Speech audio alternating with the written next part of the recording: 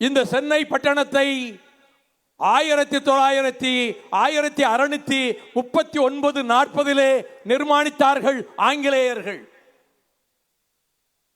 1640 March 1ஆம் தேதி Francis டே என்ற கட்டிட கலைஞர் 25 கட்டிட விற்பனர்களை வெளிநாடுகளில் இருந்து உடன் அழைத்து வந்து கூவம் ஆற்றோரம் கடல் அலைகள் தாளாட்டுகிற இடத்தில் ஒரு பண்டகசாலை அமைத்து அதை சுற்றிலும் கோட்டை சுவர்களை மதில் சுவர்களை எழுப்பி, அந்த நாள் ஜார்ஜ் மன்னருடைய நாள் என்பதால் அதற்கு புனித ஜார்ஜ் கோட்டை என்று பெயர் வைத்து அது 1640 மார்ச் 1 இன்றைக்கு இந்த முதலமைச்சர் நாற்காலியிலே அமர்ந்திருக்கக்கூடிய என் ஆறுயிர் சகோதரருக்கும் பிறந்த நாள் 1953 மார்ச் 1 ஆகும்.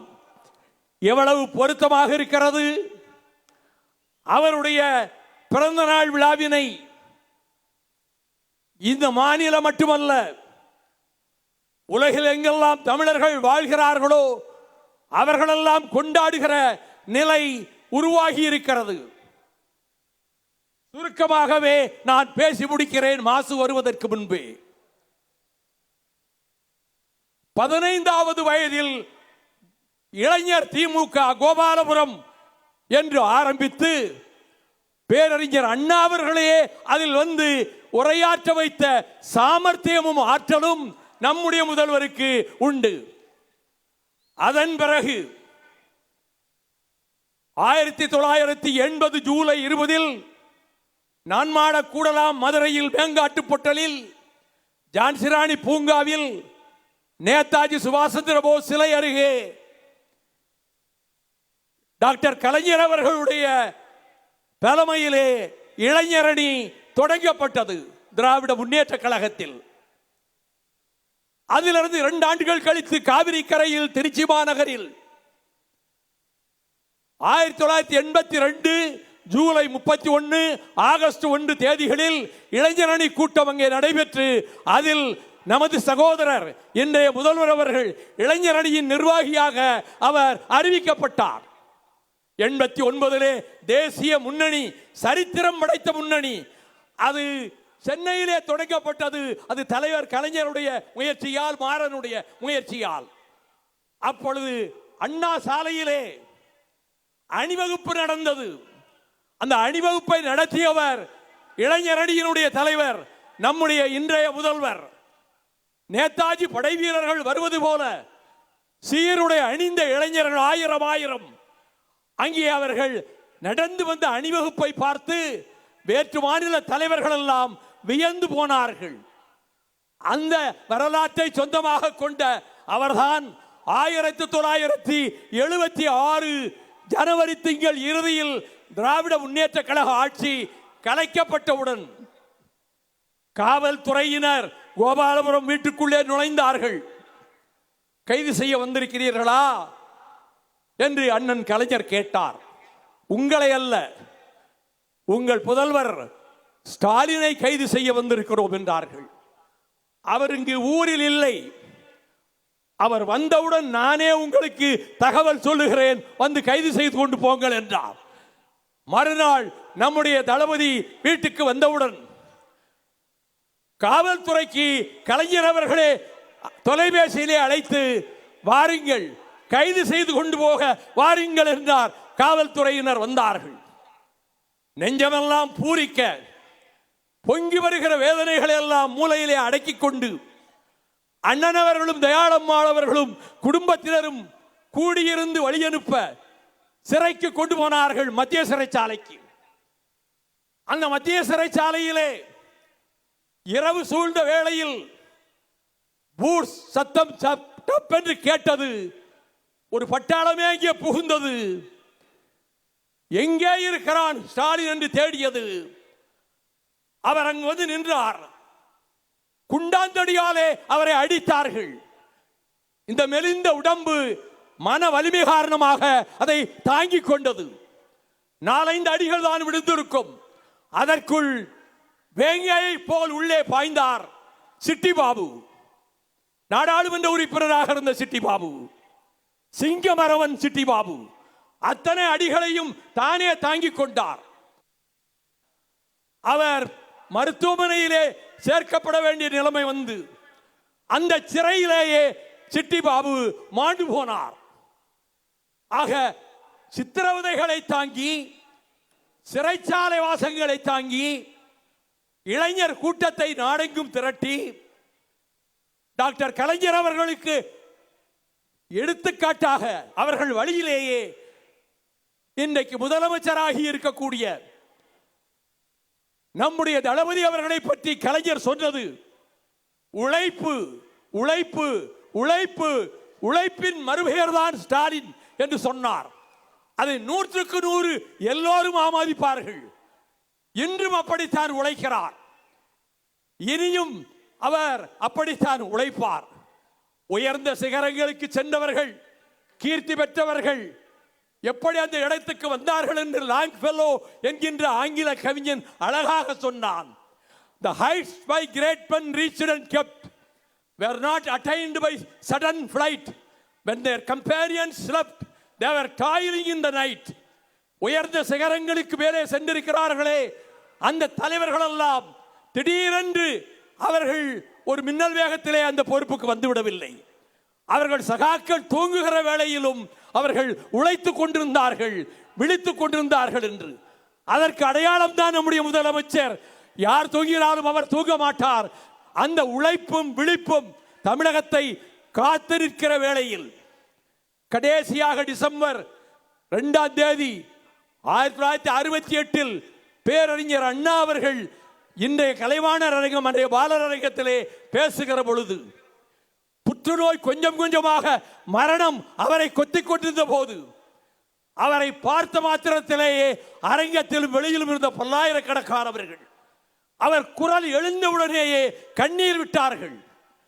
அப்பொழுது அண்ணா சொன்னார், மருத்துவர்கள் சொன்னார்கள் நீங்கள் இந்த நிகழ்ச்சிக்கு செல்லக்கூடாது, உடல் நலனுக்கு நல்லதல்ல என்று சொன்னபோது என் மண்ணுக்கு, தாய் மண்ணுக்கு தமிழ்நாடு என்று பெயர் சூட்டுகிற அந்த விழாவை கூட பார்க்காவிட்டால் இந்த உடம்பு இருந்து என்ன பயன், இந்த உயிர் இருந்து என்ன பயன் என்று சொல்லி அங்கே பேசிய போது அனைத்து தோழர்களுடைய கண்களும் குளமாயின. அப்பொழுது ஒன்றை சொன்னார், நமக்காக சொன்னார், வருங்கால தலைமுறைகளுக்காக சொன்னார், உங்கள் பேர பிள்ளைகளுக்காக சொன்னார். அண்ணா சொன்னது, என்னுடைய ஆட்சியில், எங்களுடைய ஆட்சியில் 3 சாதனைகளை நிறைவேற்றி இருக்கிறோம். ஒன்று, இந்த தாய் மண்ணுக்கு தமிழ்நாடு என்று பெயர் சூட்டி இருக்கிறோம். 2, சுயமரியாதை திருமணத்தை சட்டமாக்கி இருக்கிறோம். ஆனால் சொல்லிவிட்டு மும்மொழி திட்டம் இங்கே கிடையாது, இருமொழிதான், தமிழும் ஆங்கிலமும் என்று அவர் சொல்லிவிட்டு இனி எந்த கட்சி ஆட்சிக்கு வந்தாலும் சரி, எவர் துறைத்தனத்துக்கு வந்தாலும் சரி, இந்த 3இல் எதையும் மாற்ற முடியாது என்று சொல்லிவிட்டு போனார். இங்கே அண்ணன் ஆசிரியர் வீரமணி அவர்கள் அமர்ந்திருக்கிறார்கள். தந்தை பெரியாரை பற்றி ஐநா மன்றத்தினுடைய UNESCO prophet of the new age, புது யுகத்தின் தீர்க்கதரிசி, சாக்ரட்டிஸ் ஆஃப் ஏசியா, ஆசிய கண்டத்தினுடைய Socrates, champion of social justice, சமூக நீதியின் காவலர், ஆர்ச் எனிமி ஆஃப் சூப்பர்ஸ்டிஷன், மூட நம்பிக்கைகளின் பரம எதிரி என்று பாராட்டி போற்றிய அந்த பெரியாருடைய இயக்கத்தை தலைமையேற்று நடத்தி கொண்டிருக்கக்கூடிய முதலமைச்சருக்கும் நமக்கும் திராவிட முன்னேற்ற கழகத்துக்கும் அரணாக பக்கத்திலே இருக்கிற அண்ணன் வீரமணி அவர்களை வைத்துக் கொண்டு சொல்கிறேன். லட்சோப லட்சம் தொண்டர்கள் நாடெங்கும் இருக்கிறார்கள். நான் இந்த இயக்கத்தை அழிப்போம், ஒழிப்போம், அறிவாலயத்தை தகர்ப்போம் என்று சொல்லுகிற பைத்தியக்காரர்களுக்கு சொல்வேன், உயிர்களை கொடுத்து இந்த இயக்கம் காப்பாற்றப்பட்டது. இரத்தத்தால், கண்ணீரால், வியர்வையால் கொடுக்கப்பட்ட உயிர்களால் வார்ப்பிக்கப்பட்டது திராவிட முன்னேற்ற கழகம். ஆலந்தூர் சின்னான், மயிலாடி மாரியப்பன், தாளமுத்து நடராஜன், நெல்லிக்குப்பம் மஜீத், வண்ணை பாண்டியன், சென்னை முகைதீன் பிச்சை, சிதம்பரம், ஆலங்குடி சிதம்பரம், நெடுஞ்சேரி ராமநாதன், நாகர்கோவில் கிட்டு, பிரதாபச்சந்திரன் இவர்கள் கொடுத்த உயிர்கள் எல்லாம் இன்றைக்கும் கல்லறை குயில்களாக, காவல் காக்கும் தெய்வங்களாக இந்த இயக்கத்தை பாதுகாத்துக் கொண்டிருக்கின்றன. அதன் பிறகு இந்திய எதிர்ப்பு போராட்டத்தை பற்றி எல்லோரும் சொல்ல வேண்டிய நேரம். புதிய இளைஞர்களுக்கு பல வரலாறுகள் தெரியாமல் இருக்கலாம். ஆனால் இந்திய ராணுவத்தின் இயந்திர துப்பாக்கிகளை அண்ணாவின் குரலால் எதிர்த்து மார்பு காட்டி நின்றவர்கள் திராவிட முன்னேற்ற கழக தோழர்கள், தமிழ் பற்று கொண்ட வாலிபர்கள். எல்லை காக்க வேண்டிய ராணுவம் இங்கே வந்தது. ஆரணியில், பொள்ளாச்சியில், திருப்பூரில், திருச்செங்கோட்டில் துப்பாக்கிச் சூடு நடந்தது. பிணங்களின் எண்ணிக்கை தெரியக்கூடாது என்பதற்காக மதுக்கரை காடுகளிலே பள்ளம் தோண்டி அந்த பிணங்களை எல்லாம் அதிலே போட்டு பெட்ரோலை ஊற்றி நெருப்பு வைத்தது இந்திய ராணுவம். அத்தனை தியாகங்களையும் செய்ததன் காரணமாக வெடித்தது மொழி புரட்சி, ரத்தம் பொங்கியது. பிப்ரவரி 16ஆம் தேதி இருட்டியதற்கு பிறகு இரவு நேரத்திலே காவல்துறையினர் கோபாலபுரம் வீட்டுக்குள்ளே நுழைந்தார்கள். உங்களை கைது செய்ய வந்திருக்கிறோம் என்றார்கள். சரி, இப்பொழுதே சரி, புறப்படுகிறேன். அவர் நெஞ்சு வலிக்கிறது என்று வீட்டிலே சொன்னார். அவர்களிடம் சொல்லவில்லை. ஆனால் நெஞ்சு வலிக்க அவரை ஒரு வேனிலே, போலீஸ் வேனிலே ஏற்றிக்கொண்டு திருச்சியிலே கொண்டு போய் நிறுத்தி அந்த சிறைச்சாலையிலே கொஞ்ச நேரம் வைத்துவிட்டு திரும்ப மதுரை சிறைச்சாலைக்கு கொண்டு போய் அங்கே சிறிது நேரம் வைத்துவிட்டு அங்கிருந்து பொன்னையாற்றங்கரையிலே பாளையங்கோட்டை தனிமை சிறையிலே கொண்டு வந்து அவரை அடைத்தார்கள். அறிஞர் அண்ணா அவரை பார்க்க வந்தார். பார்த்துவிட்டு சொன்னார், என் வீட்டார் நலமாக இருக்கிறார்களா, உங்கள் வீட்டார் நலமாக இருக்கிறார்களா என்று தம்பி கேட்கவில்லை. தர்மபுரி இடைத்தேர்தல் வேலைகள் எப்படி இருக்கின்றது என்றுதான் கேட்டார். நான் வெளியே வந்து சிறை முகப்பை பார்த்தேன். தன்னை வெல்வான் தரணியை வெல்வான் என்று எழுதி போட்டிருந்தது. அந்த தன்னை வெல்வான் என்பதற்கு இலக்கணம் தான் இங்கே இருக்கிற தம்பி கருணாநிதி என்று அண்ணா அவர்கள் எழுதினார்கள். இன்றைக்கு எல்லா விதத்திலும் சூழ்ந்து வருகிற அபாயங்கள், நெருக்கடிகள் முத்தரசன் சொன்னதை போல தமிழகத்தை வளைத்துக் கொண்டிருக்கின்றன. இந்தியை திணிப்போம் என்ற மூர்க்கத்தனமான வெறியோடு நாங்கள் மும்மொழி கொள்கையை நீங்கள் ஏற்காவிட்டால் உங்களுக்கு கொடுக்க வேண்டிய 4,918 கோடி ரூபாய் தரமாட்டோம். ஒருங்கிணைந்த கல்வி திட்டத்துக்கு தரமாட்டோம். 100 நாள் வேலை திட்டத்துக்கு தரமாட்டோம். நீங்கள் என்ன டெல்லி பாதுஷாக்கள், எஜமானர்கள், நாங்கள் கொத்தடிமைகளா? நல்ல உணர்வு ஒன்று ஏற்பட்டிருக்கிறது. ஏனெனில் பிரயாக் நகர் என்று சொல்லப்படுகிற அலகாபாத்தில் 3 மாதத்துக்கு முன்னால் இந்த சனாதன சக்திகளும் இந்துத்துவ கூட்டமும் ஒரு மாநாடு போட்டது. அந்த மாநாட்டிலே ஒரு பிரகடனம் வெளியிட்டார்கள் 32 பக்கத்தில். அந்த பிரகடனத்தில் இனிமேல் இந்த நாட்டை இந்தியா என்று அழைக்கக்கூடாது, எழுத்திலோ பேச்சிலோ இந்தியா இடம்பெறக்கூடாது, பாரத் என்று தான் பெயர் வைக்க வேண்டும். தலைநகர் டெல்லியாக இருக்காது, அது வாரணாசிக்கு மாற்றப்படும். கிறிஸ்தவர்களுக்கும் இஸ்லாமியர்களுக்கும் ஓட்டுரிமை கிடையாது. தமிழும் எந்த மொழியும் இங்கே வர முடியாது. இந்தியும் சமஸ்கிருதமும் தான் ஆட்சி மொழிகளாக இருக்கும். இது அவர்களுடைய பிரகடனம் அலட்சியப்படுத்துவதற்கல்ல, அந்த உள்நோக்கத்தோடு தான் ஒவ்வொரு செயலிலும் ஈடுபடுகிறார்கள். தொகுதி வரையறை பற்றி இங்கே பேசினார்களே, அந்த வரையறையை எதிர்த்து களமமைக்க நம்முடைய முதல்வருடைய குரலின் பின்னணியாக கேரளம் ஒலிக்கிறது, கர்நாடகம் ஒலிக்கிறது, ஆந்திரம் ஒலிக்கிறது, தெலுங்கானா ஒலிக்கிறது என்றால் எந்த திராவிட நாடு கனவு கண்டோமோ அந்த திராவிட பூமி இங்கே விழித்துக் கொண்டிருக்கிறது. அதை ஒன்று சேர்த்து அதற்கு தலைமை தாங்குகின்ற சகல தகுதிகளும் கொண்ட நம்முடைய முதலமைச்சர் இந்த முன்னணியின் மூலமாக இந்த தொகுதி வரையறை என்பது 71ஆம் ஆண்டிலே எதை பின்பற்றினீர்களோ அதே இலக்கணத்தை அப்படியே பின்பற்றுங்கள் என்று சொல்லிவிட வேண்டும். ஆட்சிக்கு வந்தவுடன் குழந்தைகளுக்கு இலவச உணவு திட்டம், மக்களை தேடி மருத்துவம், நம்மை தேடி 48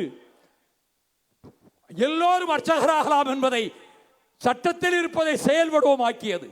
கடைசியாக முதலமைச்சர் மருந்தகங்கள் அதையும் அறிவித்து விட்டார்.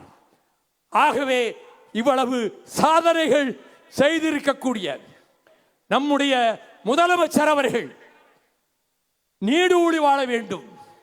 நின் கொற்றம் நீடிக்க வேண்டும். உன் அரசு நீடிக்க வேண்டும். 26 என்ன 36 என்ன அதையும் கடந்து நீடிக்க வேண்டும். வாழ்க, நலமெல்லாம் பெற்று வாழ்க, 100 ஆண்டு கடந்து வாழ்க. வாழ்க தந்தை பெரியார் புகழ், வாழ்க அறிஞர் அண்ணா புகழ், வாழ்க வாழியவே திராவிட முன்னேற்ற கழக தலைவர் தளபதி ஸ்டாலின் அவர்கள். நன்றி, வணக்கம்.